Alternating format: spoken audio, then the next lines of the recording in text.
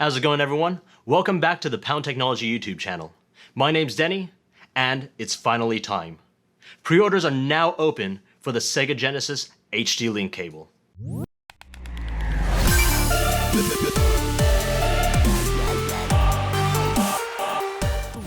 That's right, if you're watching this video, the HD Link cable is open for pre-orders.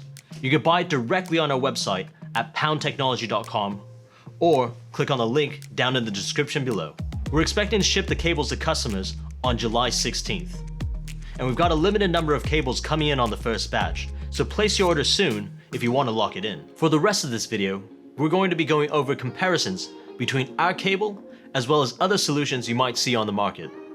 To start with, we've got the AV cable that comes with your Sega Genesis.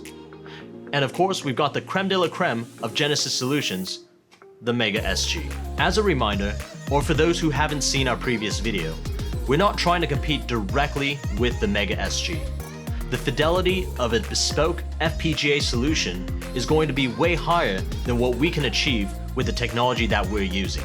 We are, however, several times more affordable than the Mega SG.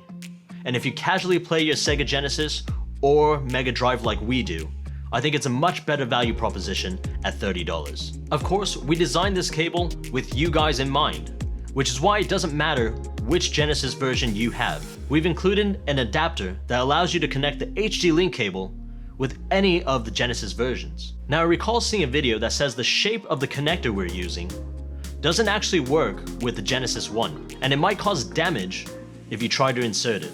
If you look at the illustrations of our cables, you'll see that the dip in the connector is really just there to make sure that you don't misalign the pins. As long as it fits within the recess of the connector on the Genesis 1, it's not going to cause any issues. Whether it's the shallow V shape of our cable or the U shape of the original AV cables, the important parts are that the pins are captured within the correct slots. Another question we've been asked a lot of is whether or not our cable works with the 32X.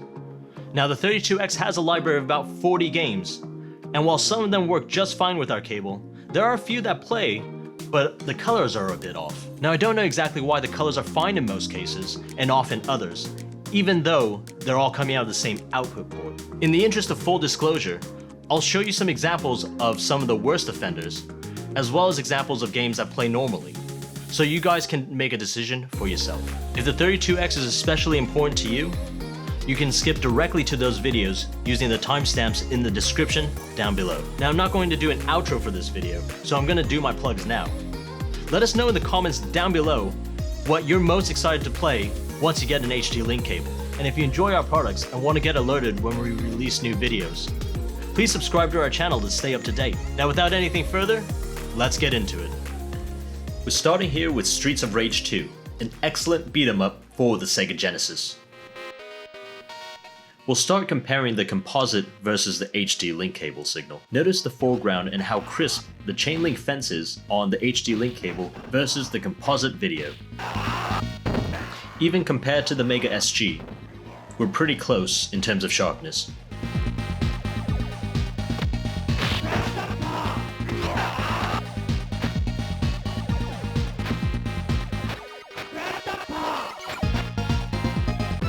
On this 3-up, you can really see the difference between the sharpness of the composite and the HD Link cable. Next, we have Mortal Kombat II. While not my personal favorite fighting game, it's still an excellent showcase of the visual fidelity of the HD Link cable versus the composite signal. Ghostbusters is another excellent platform for the Sega Genesis. I've picked areas where you can see Bill Murray transition between the divider. You can see in the composite areas, he turns into a bit of mush. When compared to the Mega SG, there's some color variance, but the transition is otherwise relatively seamless. Comix Zone is a very cool looking game. This game does have English translations, but I left it in Japanese because the characters are more complex and you can really see a difference in the quality of the signal. Notice the color fringing on the edges of the composite text, where that isn't present on the HD Link cable. We don't have much more to say about this game, so I'll put a 3-up in a moment so you guys can have a look.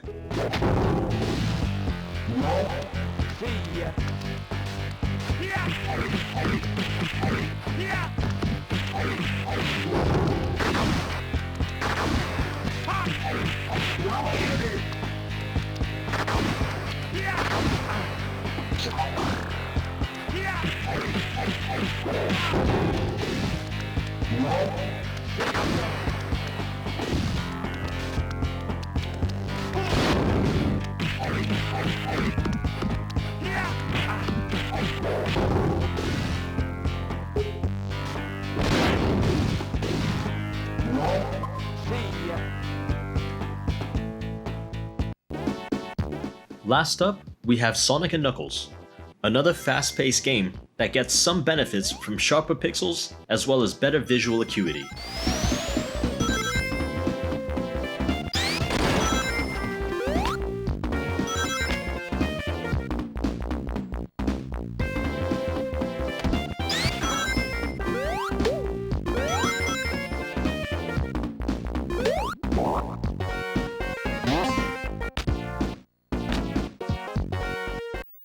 So, very quickly, we actually ran into some issues when we were recording gameplay for the 32X. First and foremost, as you can probably see from the image on your screen now, we have a pink elephant in the room. For whatever reason, the composite cable going through the RetroTink, which is what we currently hold as the gold standard for composite upscaling, is not outputting an image that we would consider acceptable by any standard. Furthermore, and we probably should have read the FAQ on this beforehand, the 32X gives you this screen on the Mega SG. So for the remainder of the demos, you'll only be seeing footage from the HD link cables, as we don't currently have any other working solutions to show you. You probably noticed on Space Harrier that the lighter colors in the foreground and the player character's pants are completely blown out. We don't really have an explanation for that, especially since Virtua Racing looks great, and this is using the exact same output.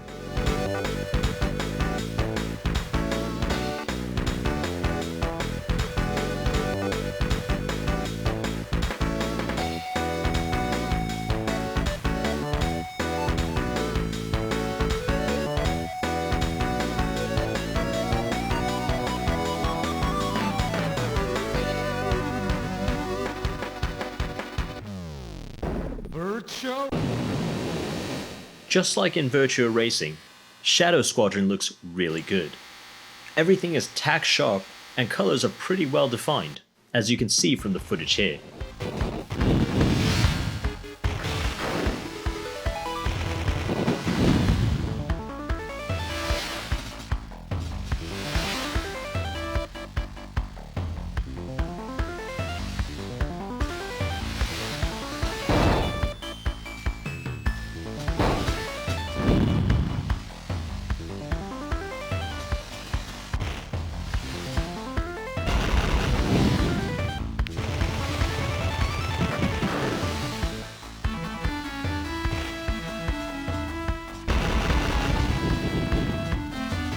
So this is all the footage I have to show you guys for now. Thank you if you stayed this long. As always, I'll catch you guys on the next one.